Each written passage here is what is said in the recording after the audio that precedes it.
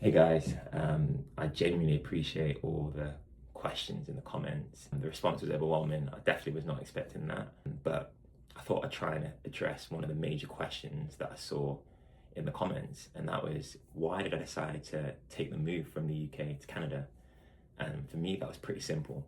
I wasn't enjoying my work anymore. The healthcare system in the UK was changing quite a lot around the time that I decided to move in sort of mid to early 2024. And that was that the job security of GPs was deteriorating. There were lots of GPs in the UK who were losing their jobs, who were qualifying and had no work. And that's for a number of reasons, mainly because of the fact that lots of GP roles were being replaced by paramedics, by nurse practitioners, by PAs who are physician associates. And that for me meant that my job security was in question.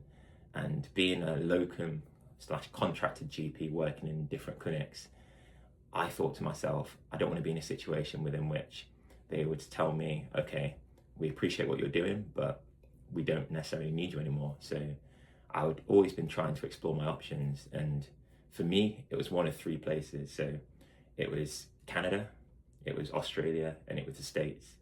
For me, moving to the States was not really a major option because it meant I would have to do the USMLE exam, I'd have to do residency for a few years, and then essentially go backwards to go forwards because I'd be working as a resident, doing lots of long hours before I'd eventually become a family physician, maybe 3 to 4 years down the line.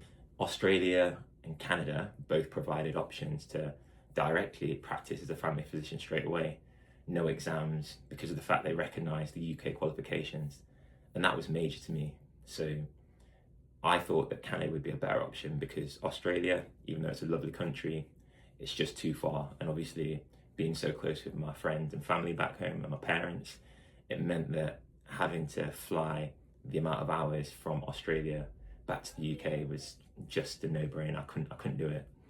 And moving to Canada has been the best decision I've ever made career-wise. I do not think it would have been possible to have two clinics in such a short period of time, less than a year and a half. And the healthcare system is very, very similar to that in the UK. To be frank, even lifestyle-wise, it's been the best decision I could have ever have made. And I'll definitely try and get into why later. Time to get on with the day.